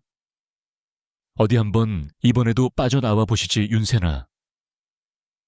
그녀는 지옥의 입구를 열어놓고 희생양이 제 발로 걸어 들어오기만을 차갑게 기다리고 있었다. 은성그룹의 연례 주주총회가 열리는 날, 컨벤션 홀은 이른 아침부터 수백 명의 투자자들과 기자들로 북적였다. 이 자리는 지난 한 해의 성과를 보고하고 그룹의 미래 비전을 제시하는 가장 중요한 행사였다. 단상 위에 선 강지욱은 그 어느 때보다 자신감에 차 있었다. 그의 옆 가장 앞줄에는 윤세나가 단정한 모습으로 앉아 있었다. 이제 그녀는 단순한 회장의 아내가 아닌 그룹의 핵심 전략가로서 당당히 그 자리를 차지하고 있었다. 강지욱의 프레젠테이션은 완벽했다. 그는 윤세나의 아이디어에서 영감을 얻은 혁신적인 신사업 계획들을 발표했고 주주들의 반응은 뜨거웠다. 장밋빛 미래에 대한 기대로 장내는 긍정적인 에너지로 가득 찼다. 질의응답 시간이 되자 모두가 순조로운 마무리를 예상하고 있었다. 바로 그 순간 어둠 속에서 오수진이 준비한 동리가 그 모습을 드러냈다. 한 중년의 주주가 손을 들고 일어섰다. 그는 강지욱의 리더십을 칭찬하는 듯한 말로 운을 뗀 뒤 교묘하게 본론으로 들어갔다.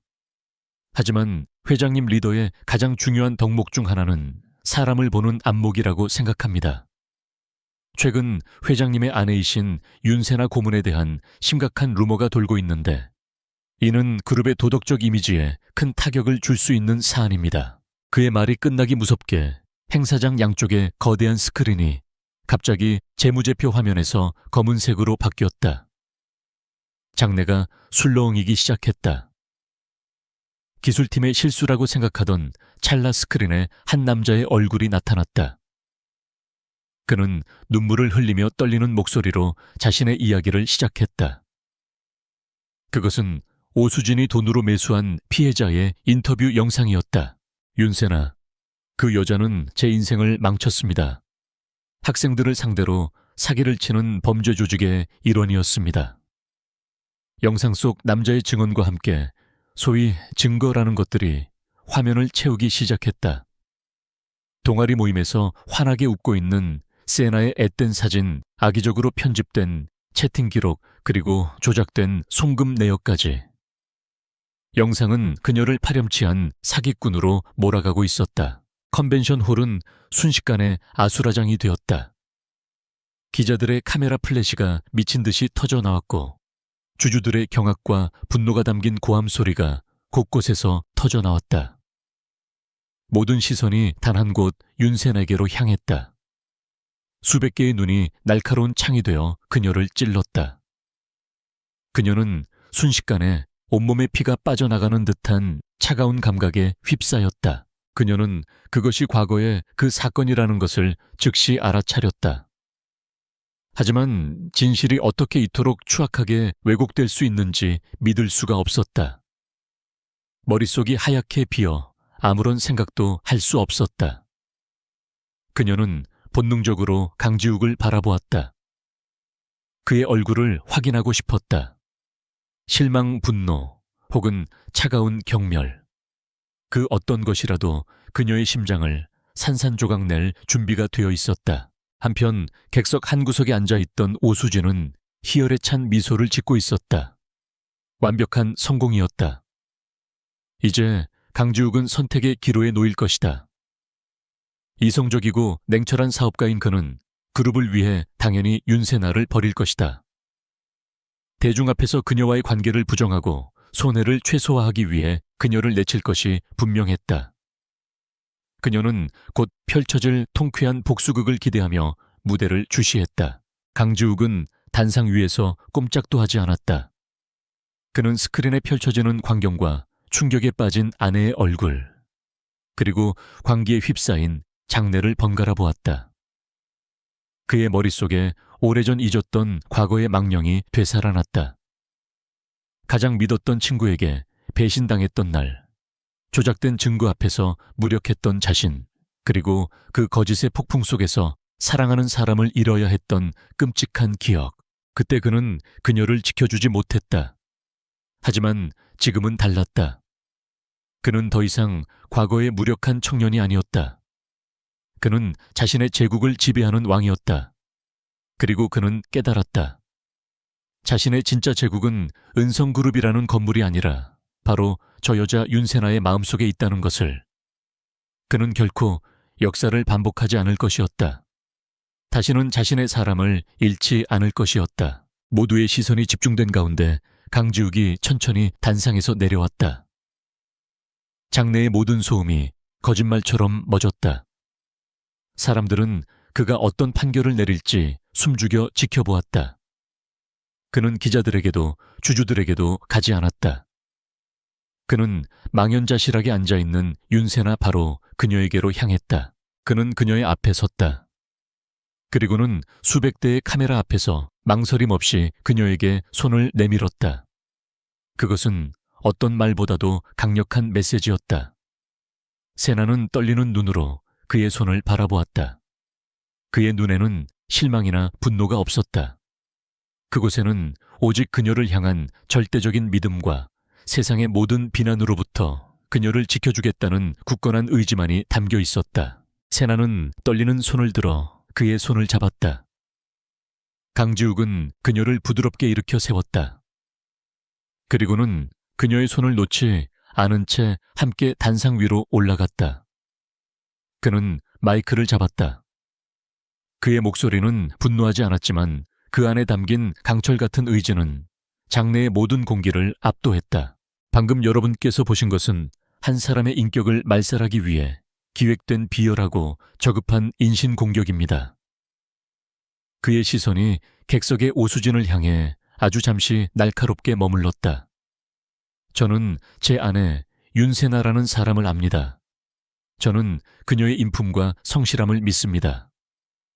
그녀의 정직함은 그 누구도 의심할 수 없습니다. 그는 세나의 손을 더욱 힘주어 잡았다.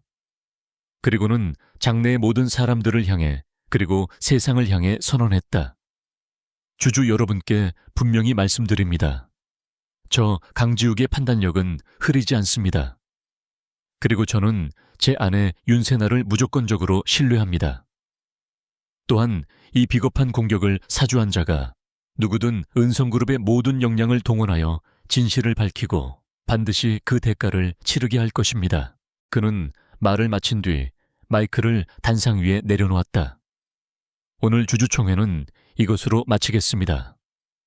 그의 마지막 선언과 함께 그는 더 이상 뒤를 돌아보지 않았다. 그는 여전히 충격에서 벗어나지 못한 세나의 손을 이끌고 아수라장이 된 행사장을 당당히 빠져나갔다. 마치 폭풍으로부터 자신의 유일한 왕비를 지키는 왕처럼. 객석에 홀로 남겨진 오수진은 자신의 완벽한 계획이 최악의 결과로 귀결된 것을 깨닫고 믿을 수 없다는 표정으로 그들의 뒷모습을 바라볼 뿐이었다. 주주총회장을 빠져나온 강지욱과 윤세나는 한동안 아무 말도 하지 않았다.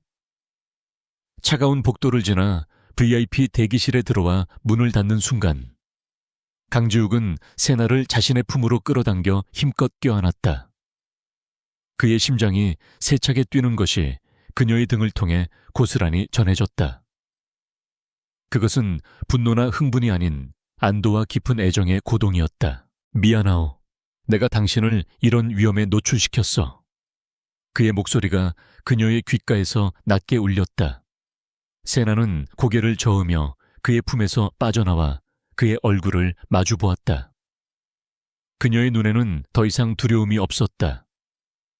그 자리에는 세상 전부를 얻은 듯한 깊은 사랑과 신뢰가 가득했다. 아니요, 당신이 날 믿어줬잖아요. 그걸로 충분해요. 그걸로 모든 게 괜찮아요. 그 순간 그들 사이에 존재하던 마지막 형식적인 벽마저 무너져 내렸다. 그녀는 그의 아내 역할을 연기한 것이 아니었고 그는 그녀의 문제를 해결해준 고용주가 아니었다. 그들은 서로의 가장 약한 순간을 지켜주고 가장 깊은 상처를 보듬어준 유일한 사람이었다. 세나가 까치발을 들어 그의 입술에 조심스럽게 입을 맞췄다. 그것은 뜨겁고 열정적인 키스가 아닌 서로의 영혼을 확인하는 듯한 부드럽고 경건한 입맞춤이었다. 짧지만 깊었던 입맞춤이 끝나고 그들은 서로를 바라보았다. 더 이상 말이 필요 없었다. 하지만 그들의 눈빛은 이제 부드러운 사랑이 아닌 날카로운 투지로 불타오르고 있었다. 방언은 끝났다. 이제는 반격의 시간이었다. 강지욱은 즉시 김민준 실장과 그룹 법무팀장 그리고 보안팀장을 자신의 서재로 호출했다. 그들만의 전쟁 지휘 본부가 꾸려진 것이었다. 지금부터 우리의 목표는 오수진과 태아그룹의 완전한 경멸이요. 강지욱의 목소리는 얼음처럼 차가웠다. 법무팀과 보안팀은 오수진의 모든 불법 행위에 대한 증거를 확보하시오. 주가 조작 산업 스파이 행위, 그 무엇이든 상관없소. 그녀가 다시는 제기할 수 없도록 법의 심판대에 세울 수 있는 결정적인 증거를 찾아내시오. 그의 명령은 단호하고 무자비했다. 그의 팀이 움직이기 시작하자 이번에는 세나가 입을 열었다. 그녀의 눈은 냉철한 전략가의 그것처럼 빛나고 있었다. 법적인 심판과 별개로 우리는 여론전에서도 이겨야 해요. 오수진이 내게 썼던 방식을 그대로 돌려주는 거죠. 진실이라는 가장 강력한 무기로요. 그녀는 자신의 태블릿 PC를 펼쳐 보이며 디지털 영역에서의 방역 계획을 설명하기 시작했다. 그들의 완벽한 공조가 시작된 것이었다. 강지욱의 지시를 받은 은성그룹의 최전계 팀은 유령처럼 움직였다. 그들은 수년간 의심만 해왔던 태아그룹의 비리들을 파헤치기 시작했다. 돈의 흐름을 추적하여 오수진이 차명으로 운영하는 유령 회사를 찾아냈고 그 회사가 태아그룹의 주가를 조작하는 데 사용되었다는 물증을 확보했다. 또한 태아그룹 내부의 불만 세력을 비밀리에 접촉하여 오수진이 은성그룹의 핵심 기술을 빼돌린 정황이 담긴 내부 자료를 입수하는 데 성공했다. 동시에 그들은 오수진이 고용했던 사설 탐정과 가짜 피해자의 신원을 순식간에 파악했다. 강지욱의 사람들은 그들에게 거부할 수 없는 제안을 했다. 오수진과의 모든 거래 내역을 넘기고 증언에 협조하면 법적인 선처를 받게 해주겠지만 그렇지 않으면 허위사실 유포와 명예훼손 그리고 주가 조작 공모 혐의로 더 무거운 죗값을 치르게 될 것이라고. 겁에 질린 그들은 모든 것을 털어놓을 수밖에 없었다. 한편 윤세나는 디지털 전쟁터의 지휘관이 되었다. 그녀는 먼저 자신에게 누명을 씌웠던 과거 투자 동아리 사건의 진실을 바로잡기로 했다. 그녀는 당시 함께 활동했던 동기들과 선배들에게 직접 연락했다. 그들은 이미 사회 각계에서 자리를 잡은 전문가들이었고 세나가 파렴치한 사기꾼으로 매도당하는 것을 보고 분노하고 있었다. 그들은 기꺼이 세나를 위해 영상 증언에 참여하기로 했다. 세나는 자신의 영상 편집 스튜디오에서 며칠 밤을 새웠다. 그녀는 동기들의 진솔한 증언, 사건의 진실을 증명하는 당시 학교 기록들, 그리고 이번 흑색 선전의 배후를 폭로하는 디지털 포렌식 분석 자료들을 엮어 한 편의 다큐멘터리를 만들었다. 그것은 단순한 해명 영상이 아니었다. 거짓은 어떻게 만들어지는가? 라는 제목의 여론조작의 추악한 실체를 고발하는 한 편의 탐사보도 프로그램이었다. 모든 준비가 끝난 날, 강지욱과 윤세나는 서로의 무기를 확인했다. 강지욱의 손에는 오수진을 법정에 세울 수 있는 차가운 법적 증거들이, 세나의 손에는 그녀의 사회적 생명을 끊어놓을 수 있는 뜨거운 진실의 폭탄이 들려 있었다. 그들은 마지막 결전의 장소로 향했다. 그곳은 다름 아닌 태아그룹의 본사 오수진의 아성이었다. 오수진은 자신의 승리를 의심하지 않았다. 주주총회 사건 이후 은성그룹의 주가는 잠시 휘청였고 윤세나는 두문불출했다. 그녀는 강지욱이 결국 윤세나를 감당하지 못하고 버릴 것이라고 확신했다. 바로 그때 그녀의 아버지가 긴급 이사회를 소집했다는 소식이 들려왔다.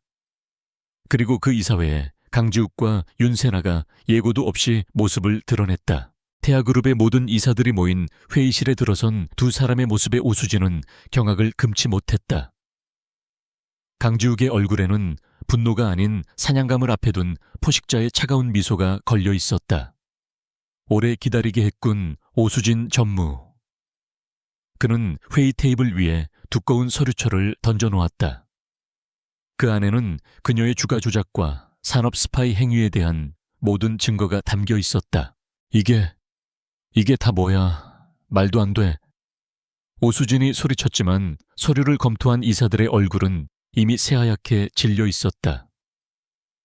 그녀의 아버지인 오 회장은 믿을 수 없다는 듯 딸과 서류를 번갈아 보았다. 강지욱이 그녀의 법적인 숨통을 끊어놓는 순간 세나는 자신의 휴대폰에서 업로드 버튼을 눌렀다. 그리고는 회의실 스크린에 자신의 채널을 연결했다. 이사님들, 그리고 오수진 씨.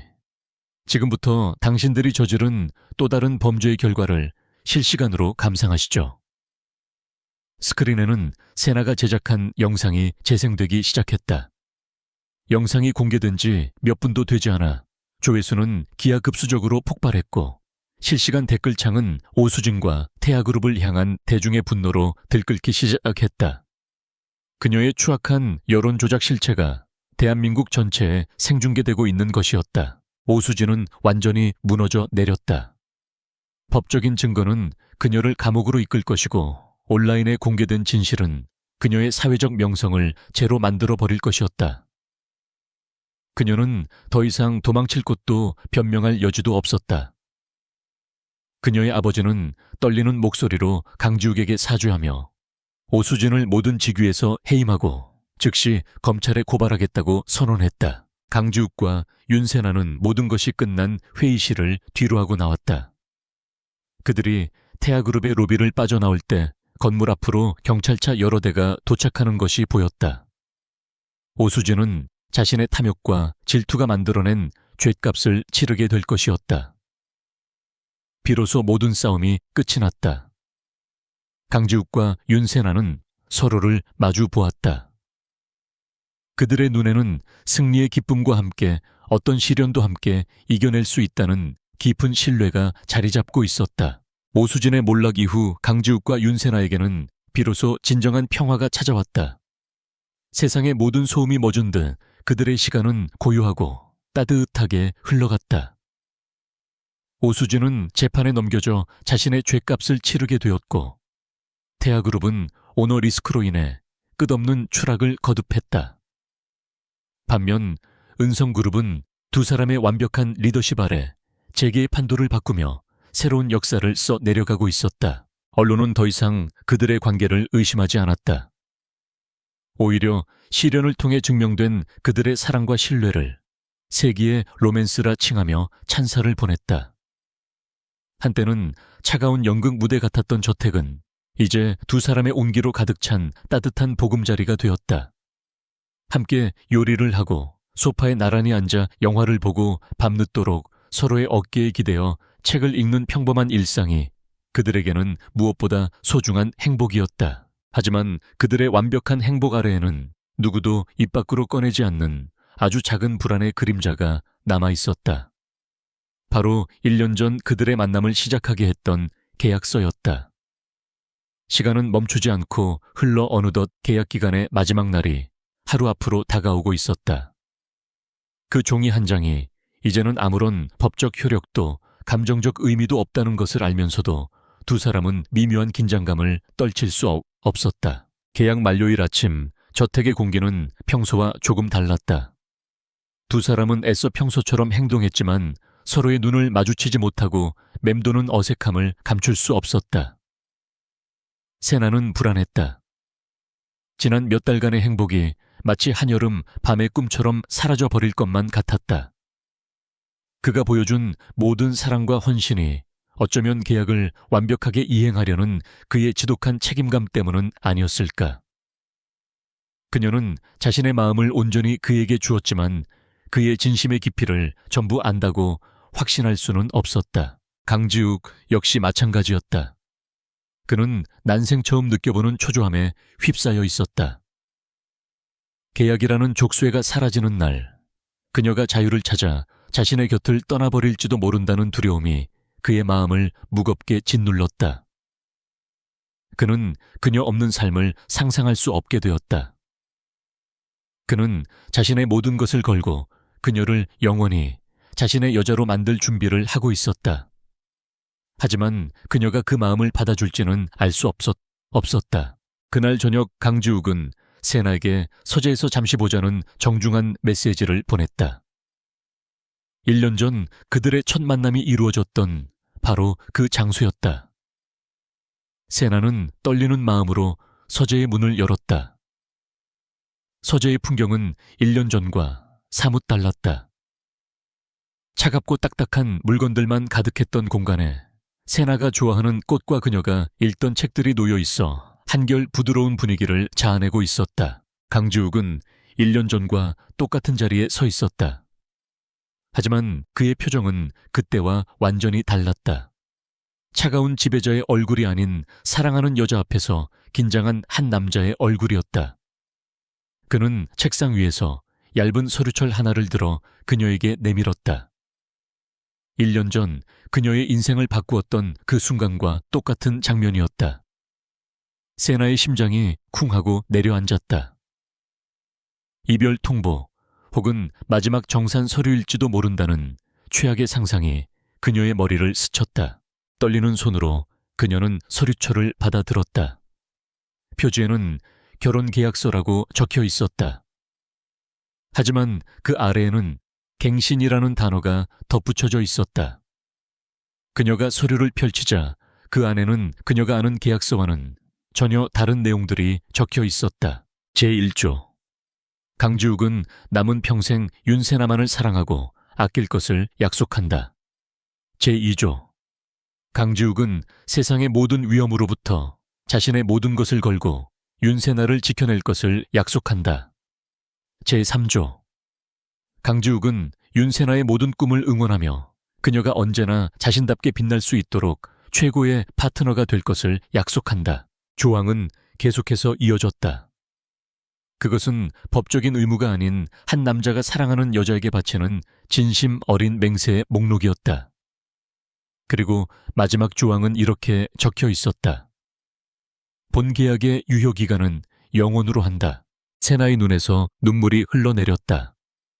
그녀가 고개를 들자 강지욱이 그녀의 앞에 다가와 한쪽 무릎을 꿇었다. 그의 손에는 작은 벨벳 상자가 들려 있었다. 윤세나 씨, 우리의 시작은 잘못됐었어. 나는 당신을 돈으로 사려 했고 당신의 마음을 계산하려 했지. 내 지난 과오를 평생에 걸쳐 사죄하고 당신에게 받은 구원을 사랑으로 갚으며 살고 싶소. 계약으로 시작된 인연이지만 이제는 운명으로 완성하고 싶소. 나와 진짜 결혼해주겠소. 그의 목소리는 떨리고 있었지만 그 안에 담긴 진심은 그 어떤 화려한 미사여구보다도 뜨겁고 강렬했다. 세나는 눈물을 닦아내며 활짝 웃었다.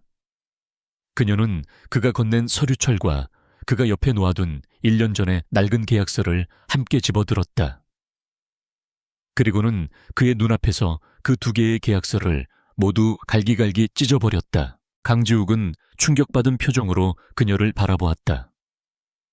세나는 찢어진 종이 조각들을 바닥에 던져버리고는 그의 뺨을 부드럽게 감쌌다. 강지욱 씨, 우리의 시작은 종이 위에 있었을지 몰라요. 하지만 지금 우리가 가진 사랑은 더 이상 어떤 계약서도 필요 없어요.